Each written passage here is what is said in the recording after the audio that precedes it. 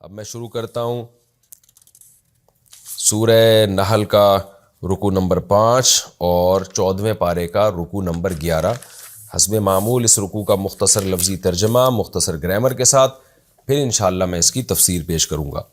بسم اللہ الرحمن الرحیم۔ وقال الذین اشرکوا، اور کہا ان لوگوں نے جنہوں نے شرک کیا، کیا کہا؟ لو شاء اللہ، اگر اللہ چاہتا، ما عبدنا من دونہ، ہم عبادت نہیں کرتے اللہ کے سوا، من شیء کسی بھی چیز کی، نحن ہم بھی، ولا آباؤنا اور نہ ہمارے باپ دادا عبادت کرتے، ولا حرمنا اور نہ ہم حرام کرتے، من دونہ اللہ کے سوا، من شیء کسی بھی چیز کو، یعنی اللہ کو چھوڑ کر ہم خود سے کسی بھی چیز کو حرام نہیں کرتے۔ یہ تو اللہ چاہ رہا ہے تو ہم نے سب کچھ کر دیا۔ کذالک فعل الذین من قبلہم، اسی طرح کیا ہے ان لوگوں نے جو ان سے پہلے گزر چکے ہیں، یعنی وہ بھی یہ باتیں کیا کرتے تھے کہ بھئی اگر یہ چیزیں ہم خود حرام کر رہے ہیں تو اللہ نے کرنے کیوں دیا ہم کو یہ؟ تفسیر میں اس کی ڈیٹیل آئے گی انشاءاللہ۔ فہل علی الرسول الا، پس نہیں ہے پیغمبروں پر مگر البلاغ المبین، واضح طور پر پہنچا دینا۔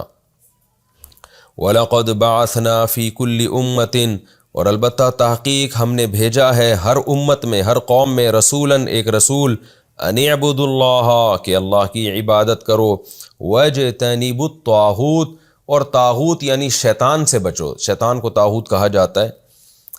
فَمِنْهُمْ، پس ان میں بعض ایسے تھے، من ہدی اللہ، جن کو اللہ نے ہدایت دی، وَمِنْهُمْ، اور بعض ایسے تھے، من حقت علیہ الضلالہ، کہ ان پر گمراہی ثابت ہو چکی تھی۔ فَسِیرُوا فِی الْأَرْضِ، پس اگر یہ باتوں پر یقین نہیں آتا تو فَسِیرُوا فِی الْأَرْضِ، چلو پھرو زمین میں، فَانظُرُوا، اور دیکھو، کیف کان عاقبۃ المکذبین، جھٹلانے والوں کا انجام کیسا ہوا۔ ان تحرس، حرص کہتے ہیں لالچ کو، طمع کو، بہت زیادہ کسی چیز کی چاہت ہو تو اس کو بھی حرص کہا جاتا ہے۔ ان تحرس علی ہداہم، کہ اے محمد صلی اللہ علیہ وسلم اگر آپ ان کی ہدایت پر حرص رکھیں گے، آپ کو لالچ ہوگی اس بات کی کہ یہ ہدایت یافتہ ہو جائیں۔ دیکھیں حرص اصل میں تو برے معنی میں استعمال ہوتی ہے، کہتے ہیں نا حرص ہے اس کے اندر بہت زیادہ، لالچ ہے، لیکن یہ مبالغتاً بعض دفعہ یہ جب اچھی چیز کی طرف نسبت کر دی جائے نا تو اس میں پھر برائی نہیں رہتی۔ مثال کے طور پر میں اگر یہ کہتا ہوں کہ مجھے غریب کی مدد کرنے کا شوق ہے تو یہ لفظ بھی ٹھیک ہے۔ اگر میں یوں کہوں مجھے غریب کی یا فلاں آدمی کو غریب کی مدد کرنے کی حرص ہے، تو اگرچہ یہ حرص برا لفظ ہے لیکن اس موقع پر بہت اچھا ہے، اس لیے کہ غریب کی مدد کرنے کی تو حرص ہی کتنی ہی ہو وہ تو اچھا ہی کام ہے نا، تو اچھا کام کی تو لالچ بھی ہو تو بہت اچھی بات ہے۔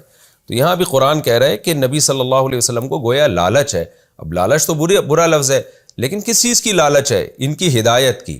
تو یہاں یہ اس معنی میں پھر یہ اچھا بن گیا کہ ان تحرس علی ہداہم، اگر آپ حرص رکھتے ہیں ان کی ہدایت پر، آپ کو یہ بہت زیادہ اس بات کی تمنا ہے کہ یہ ہدایت یافتہ بن جائیں، سب نیک بن جائیں، فإن اللہ لا یہدی، تو بے شک اللہ تعالیٰ ہدایت نہیں دیتا، من یضل، اس شخص کو جس کو اللہ خود گمراہ کر دے، اس کو اللہ ہدایت نہیں دے گا، وما لہم من ناصرین، اور نہیں ہوگا ان کے لیے کوئی مددگار۔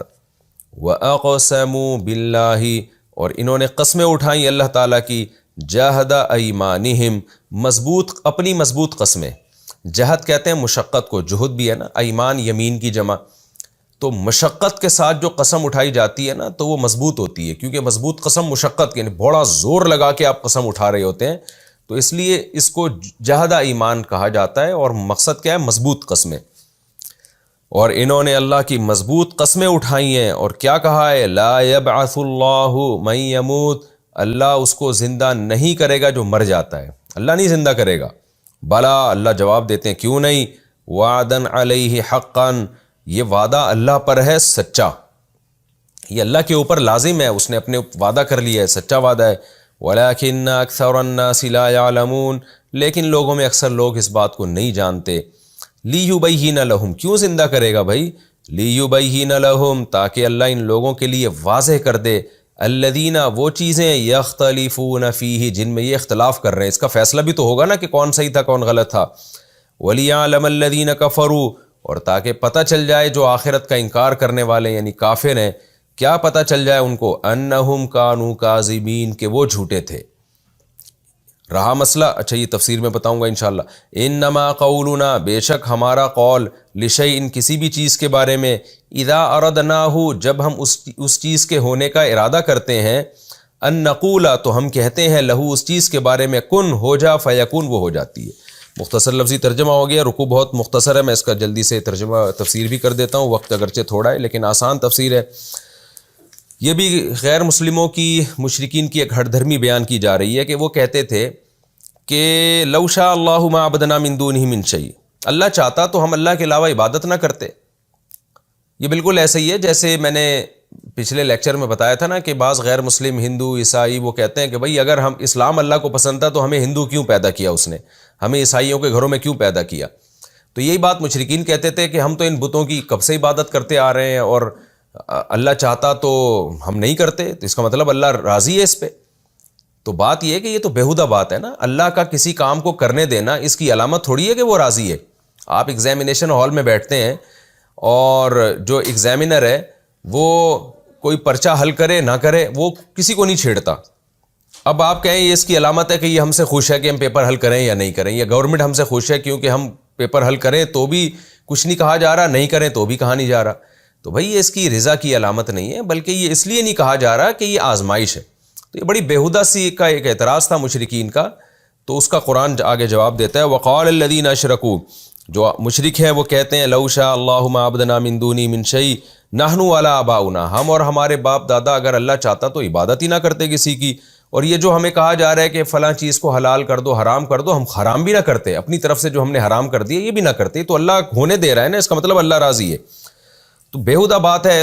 قرآن کہہ رہا ہے کذالک فعل الذین من قبلہم، اے نبی آپ غم نہ کریں، یہ بیہودگی پہلے لوگوں نے بھی کی ہے۔ فہل علی الرسول الا البلاغ المبین، ہر رسول پر واضح پہنچا دینا ہے، آپ کا کام بھی پہنچا دینا ہے، بس آپ پہنچائیں اپنے کام کو۔ وَلَقَدْ بَعَثْنَا فِي كُلِّ أُمَّةٍ رَسُولًا، رہا مسئلہ کہ ہم اس شرک پہ راضی ہیں، ایسا نہیں ہے۔ اگر راضی ہوتے تو ہر قوم میں پیغمبر تو نہیں بھیجتے نا ہم، اور وہ پیغمبر بھیج کے لوگوں کو سمجھا رہے ہیں کہ شیطان کی عبادت مت کرو، شرک مت کرو، تو اس کی علامت ہے کہ ہم راضی نہیں ہیں۔ تحقیق ہم نے بھیجا ہے ہر امت میں ایک رسول کہ اللہ کی عبادت کرو اور طاغوت سے اجتناب کرو۔ لوگ کہہ سکتے ہیں کہ ہر قوم میں تو رسول نہیں آیا، تو یاد رکھیں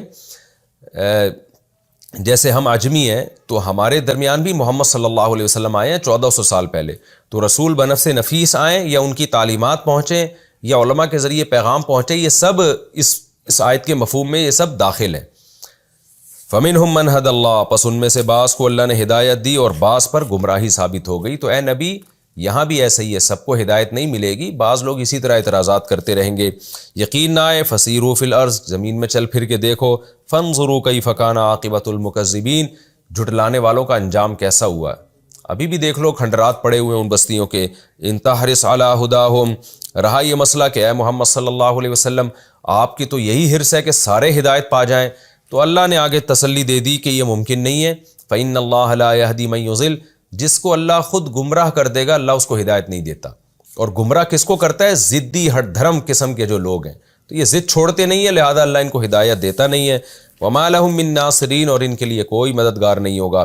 اور آپ آخرت کی بات بھی کرتے ہیں تو یہ مضبوط قسمیں اٹھا کے کہتے ہیں لا یبعث اللہ من یموت، جو مر جاتے ہیں اللہ ان کو نہیں اٹھائے گا۔ بلا وعدا علیہ حقا، اللہ کہتے ہیں کیوں نہیں اٹھائے گا، اللہ پر تو سچا وعدہ ہے، لیکن اکثر لوگ اس بات کو نہیں جانتے۔ اور کیوں اللہ دوبارہ زندہ کرے گا؟ دو وجہ سے، لیبین لہم الذی یختلفون فیہ، تاکہ اللہ ان کے لیے واضح کر دے اس چیز کو جس میں یہ اختلاف کر رہے ہیں۔